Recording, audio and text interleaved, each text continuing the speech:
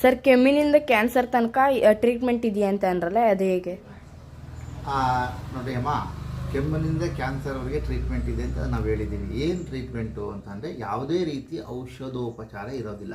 ನಿಸರ್ಗ ಚಿಕಿತ್ಸೆ ಅಂತಂದರೆ ನಮ್ಮಲ್ಲಿ ಪ್ರಕೃತಿಗಳನ್ನ ಉಪಯೋಗಿಸ್ಕೊಳ್ತೀವಿ. ಮಣ್ಣು, ನೀರು, ಗಾಳಿ ಮತ್ತು ಹಬೆ, ಎಣ್ಣೆ ಸ್ನಾನ ಈ ಥರದ್ದು ಉಪಯೋಗಿಸ್ಕೊಳ್ತೀವಿ. ಇದರ ಜೊತೆಗೆ ನಾವು ಯಾವುದೇ ರೀತಿಯ ಔಷಧ ಇಲ್ಲದೆ ಬೇರೆ ಬೇರೆ ಪದ್ಧತಿಗಳಿದೆ. ಉದಾಹರಣೆಗೆ ಅಕ್ಯುಪಂಕ್ಚರ್ ಪದ್ಧತಿ ಇದೆ, ಅಕ್ಯುಪ್ರೆಷರ್ ಪದ್ಧತಿ ಇದೆ, ಮ್ಯಾಗ್ನೆಟೋಥೆರಪಿ ಪದ್ಧತಿ ಇದೆ, ಕಲ್ಲರ್ ಥೆರಪಿ ಪದ್ಧತಿ ಇದೆ. ಹಾಗೆಯೇ ನಮ್ಮಲ್ಲಿ ಸುಜೋಕ್ ಅಂತ ಪದ್ಧತಿ ಇದೆ.